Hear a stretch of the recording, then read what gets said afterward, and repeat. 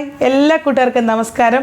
അപ്പോൾ ഇന്നത്തെ റെസിപ്പി എന്ന് പറഞ്ഞാൽ വെള്ളരിക്ക കൊണ്ടുണ്ടാക്കുന്ന ഒരു പുളിശ്ശേരിയാണ്. അതായത് കഷ്ണങ്ങൾ ചേർത്തുണ്ടാക്കുന്ന പുളിശ്ശേരി. അപ്പം വെള്ളരിക്ക, കുമ്പളങ്ങ, പൈനാപ്പിൾ, ആപ്പിൾ, മാമ്പഴം ഇതൊക്കെ ചേർത്ത് പുളിശ്ശേരി ഉണ്ടാക്കാം.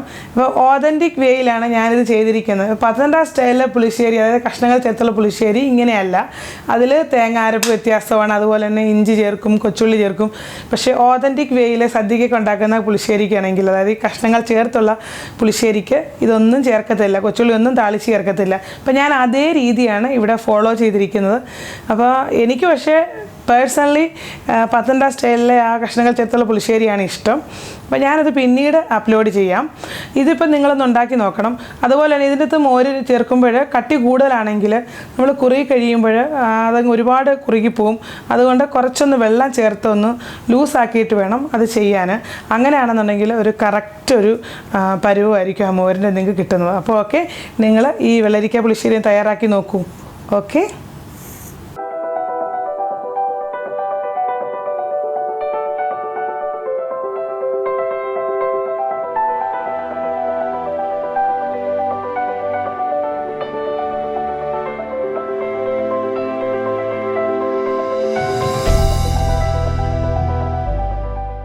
നമുക്ക് വെള്ളരിക്ക പുളിശ്ശേരി ഉണ്ടാക്കണം. അപ്പോൾ അതിനുവേണ്ടി ഞാനൊരു മൺചട്ടിയാണ് എടുത്തിരിക്കുന്നത്. മൺചട്ടിയിലാണ് ഈ കറി വെക്കുന്നത്. അപ്പോൾ ഈ കറിക്കൊരു ടേസ്റ്റ് ഒരു പടി മുന്നിൽ നിൽക്കും. ഇതിനകത്തേക്ക് ഞാൻ ഒരു വെള്ളരിക്കയുടെ 1/4 ഭാഗം എടുത്തിട്ടുണ്ട്. അത് ഇതേപോലെ ചെറിയ കഷ്ണങ്ങളാക്കി ഇട്ട് കൊടുത്തിട്ടുണ്ട്. ഇതിലേക്ക് ഒരു 3 പച്ചമുളക് കീറി ഇട്ട് കൊടുക്കണം. 1/2 ടീസ്പൂൺ മഞ്ഞൾപ്പൊടി, പാകത്തിന് ഉപ്പ്. വെള്ളരിക്ക 4ആയിട്ട് കീറിയിട്ട് അതിലൊരു ഭാഗം എടുത്തിട്ടുണ്ട്. അതിൻ്റെ കൂട്ടത്തിൽ ഒരു ചെറിയ 2 പീസ് കൂടെ ഇതിനകത്ത് ചേർത്തിട്ടുണ്ട് കേട്ടോ. കുറച്ച് വെള്ളം ഒഴിക്കണം. ഈ വെള്ളരിക്ക ഒന്ന് വെന്ത് കിട്ടാനുള്ള വെള്ളം ഒഴിച്ചാൽ മതിയേ. ഇനി ഇതൊന്ന് ഇളക്കിയിട്ട് തീ അങ്ങ് ഓണാക്കണം. ഈ വെള്ളരിക്ക അതിൻ്റെ തൊലിയെല്ലാം കളഞ്ഞിട്ട് നല്ലതുപോലെ കഴുകി അതിൻ്റെ ആ അരിയും കളഞ്ഞതിന് ശേഷമാണ് നമ്മളിത് ഇങ്ങനെ ഈ ചതുരത്തിലുള്ള കഷ്ണങ്ങളായിട്ട് മുറിച്ച് വെക്കുന്നത് കേട്ടോ. അപ്പം നമുക്കിത് അടച്ച് വെച്ച് വേവിക്കാം. ഒരു മീഡിയം തീയിലാണ് ഇട്ടിരിക്കുന്നത്. ഈ വെള്ളരിക്ക പെട്ടെന്ന് വെന്ത് കിട്ടും കേട്ടോ. ഇപ്പം നമ്മൾ അടച്ച് വെച്ചിട്ട് കുറച്ച് നേരമായി. ഇപ്പം നമ്മുടെ വെള്ളരിക്കയൊക്കെ വെന്തിട്ടുണ്ട്. ഇപ്പോൾ വെള്ളരിക്ക വെന്ത് കഴിയുമ്പോൾ ഉണ്ടല്ലോ ഒരു കണ്ണാടി പരുവം കണ്ടോ.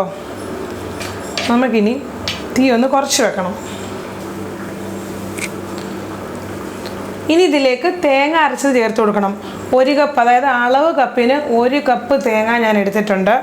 അതുപോലെ അതിൻ്റെ കൂട്ടത്തിൽ 1/2 ടീസ്പൂൺ, അതായത് ചെറിയ സ്പൂണ് 1/2 ടീസ്പൂൺ ചെറിയ ജീരകം അഥവാ നല്ല ജീരകം എടുത്തിട്ടുണ്ട്. ഇത് രണ്ടും കൂടെ കുറച്ച് വെള്ളം ചേർത്തിട്ട് നേർമയായിട്ട്, അതായത് പട്ടുപോലെ അരച്ചെടുത്തതാണ് ഞാൻ ചേർത്ത് കൊടുക്കാൻ പോകുന്നത്. തീ ഒന്ന് കുറച്ച് വെക്കുക. അപ്പോൾ ഇങ്ങനൊരു പരുവത്തിൽ ഇത്രയും വെള്ളത്തിൽ തന്നെ നമുക്ക് ഈ തേങ്ങ ചേർത്ത് കൊടുക്കാം.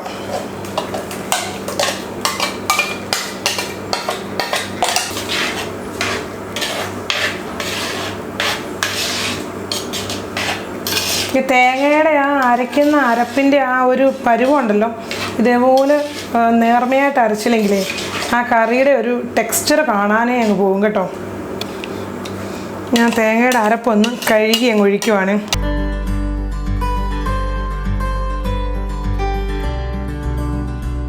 ചൂടാണ് ചട്ടി കേട്ടോ.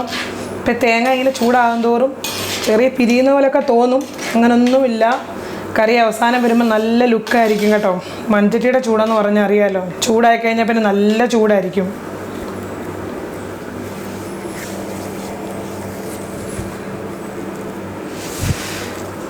അപ്പം ഇത്രയും മതി.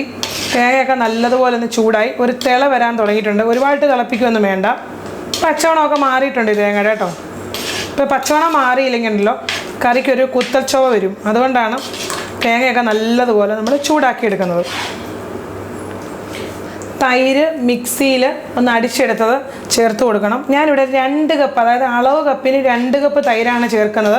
അത് മിക്സിയിൽ അടിച്ചെടുത്താണ്. കുറച്ച് തൈര് എടുത്തിട്ട് മിക്സിയിൽ അടിച്ചെടുത്തിട്ട് അതിന് ശേഷം അളവ് കപ്പിൽ, അതായത് 250 ml കപ്പില്ലേ, അതിൽ അളന്നെടുത്ത് 2 കപ്പ് തൈരാണ് ചേർക്കുന്നത് കേട്ടോ.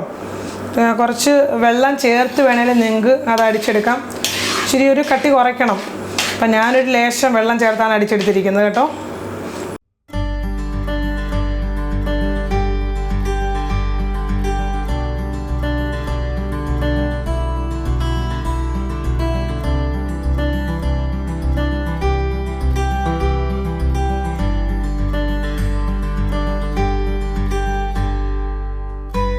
തീ ഓഫാക്കാം. തിളയ്ക്കരുത്, മതി. ഞാനിവിടെ തീ ഓഫാക്കി കേട്ടോ. ഇനി ഇത് നമുക്കൊന്ന് അടുപ്പിൽ നിന്നും മാറ്റി വെക്കാം.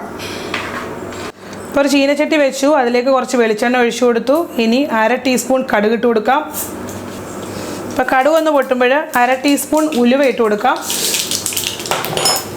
2 പച്ചമുളക് ഒന്ന് മുറിച്ചിട്ട് കൊടുക്കാം. ഇതിലേക്ക് 2 തണ്ട് കറിവേപ്പില. ഇനി ഞാനിവിടെ തീ ഓഫാക്കി. തീ ഓഫാക്കിയിട്ട് വേണം മുളക് പൊടി ചേർക്കാൻ. ഒരു 3/4 ടീസ്പൂണോളം മുളക് പൊടി ചേർത്തിട്ടുണ്ട്. കാശ്മീരി മുളക് പൊടിയാണ്. ശരിക്കും പറഞ്ഞാൽ ഇതിൻ്റെ ഒറിജിനൽ റെസിപ്പിയിൽ മുളക് പൊടി ചേർക്കത്തില്ല, പക്ഷേ നമുക്ക് ഇതിനൊരു കളർ കിട്ടാൻ വേണ്ടിയാണ് ഞാൻ ഇത് ചേർത്തിരിക്കുന്നത് കേട്ടോ. പിന്നെ അതുപോലെ തന്നെ നിങ്ങൾക്കറിയാമോ, ഇത് പരമ്പരാഗതമായിട്ട് ഉണ്ടാക്കുമ്പോഴേ ഇതിനകത്ത് കൊച്ചുള്ളിയോ ഇഞ്ചിയോ അങ്ങനെയുള്ള സാധനങ്ങളൊന്നും ചേർക്കത്തില്ല. അതുകൊണ്ടാണ് കടുക് വറുത്തപ്പോഴും ഒന്നും ചേർക്കാൻ കേട്ടോ. ഇനി നമുക്ക് താളിച്ചത് ഇതിലേക്ക് ചേർത്ത് കൊടുക്കാം. അപ്പോൾ താളിച്ചത് ചേർത്ത് കൊടുക്കുവാണ്.